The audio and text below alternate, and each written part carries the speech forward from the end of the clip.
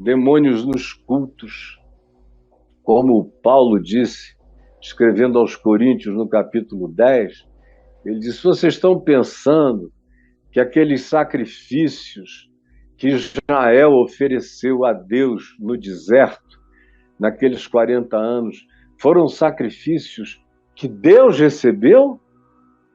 E ele responde: não.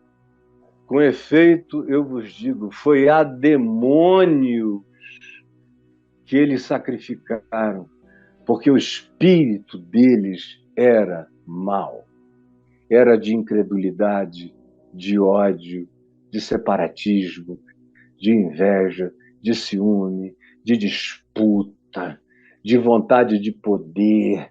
Tentaram desbancar, tirar Moisés da reta muitas vezes. Até a irmã e o irmão, Miriam e Arão, num determinado momento, sucumbiram a essa tentação. E foi por isso que aquela geração toda teve que morrer no deserto, ninguém entrou na terra prometida. Porque em nome do culto a Deus sacrificaram a demônios. Quem diz isso é o apóstolo Paulo, não é nenhuma invenção minha. Aí quem leu o Apocalipse, capítulos 2 e 3, daquelas 7 igrejas do Apocalipse, você vê como Jesus diz o tempo todo: olha, para algumas daquelas igrejas, vocês estão aí, viraram sinagoga de Satanás. Vocês toleram aqueles que cultuam a Satanás, aonde está o trono de Satanás, que era o culto ao imperador. Era o culto ao imperador romano. Jesus diz através de João no Apocalipse que tinha uma quantidade enorme de gente da igreja praticando aquele culto contra o Espírito de Cristo, contra o Evangelho, e fazendo hibridizações para não perderem de todo o poder, nem em Pérgamo, nem em Laodiceia, nem em diversas outras comunidades em relação às quais ele diz: olha, se vocês não se arrependerem, eu venho, eu tiro, eu acabo com vocês.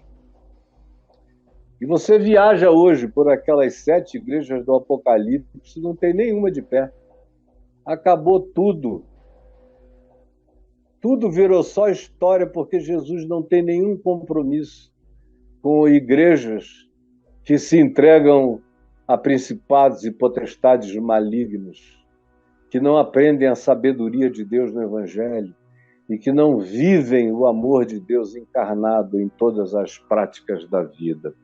Basta deixar, como Jesus disse, a casa interior do coração vazia e ornamentada, que vêm outros espíritos malignos piores, e aquele que era o que possuía originalmente traz outros 7 piores do que ele, e o segundo estado é pior do que o primeiro.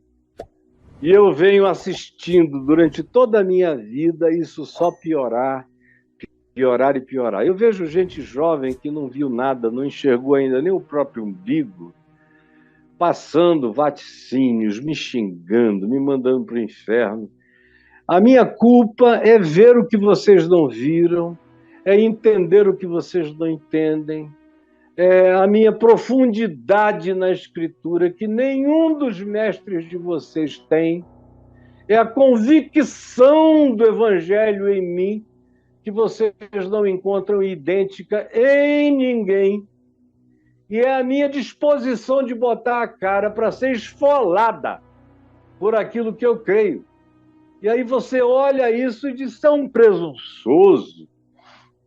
E aí me manda para o inferno, para todos os lugares, mas eu sei a quem eu represento. Eu sei que eu sou uma voz no deserto. E sei que os que dizem coisas semelhantes nem sempre têm a coragem de dizerem com a mesma violência profética, com a mesma intensidade profética, com a mesma espada profética, com a mesma navalha profética, com a mesma explicitude profética. Então, que pague eu o preço. Mas eu não vou ficar calado vendo essa coisa se demonizar. Dia a dia, dia a dia. A gente está agora a ponto, e há dias. Deus nos livre disso.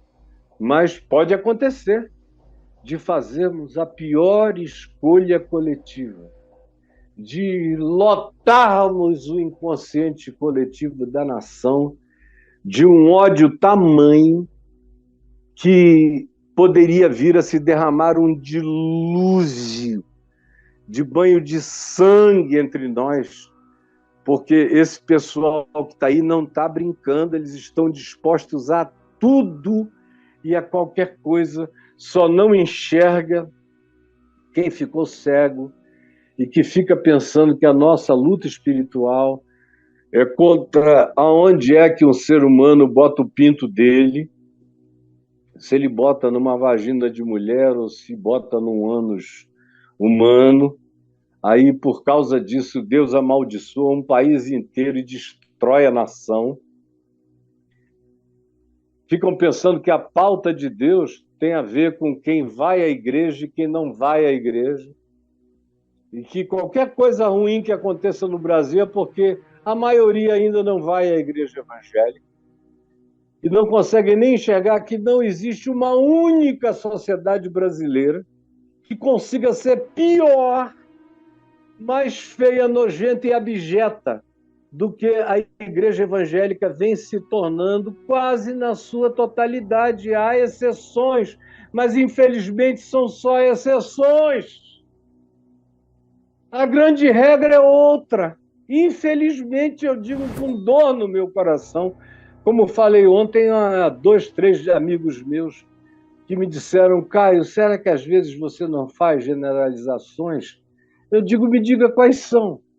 Me digam onde estão essas igrejas onde vocês podem mandar gente para ir sem se escandalizar. Me digam, me nomeiem algumas. Eu conheço igrejas de amigos meus em São Paulo, no Rio, em São Luís, em Pernambuco, em João Pessoa, na Bahia, em vários lugares do Brasil, lugares bons, mas são a minoria.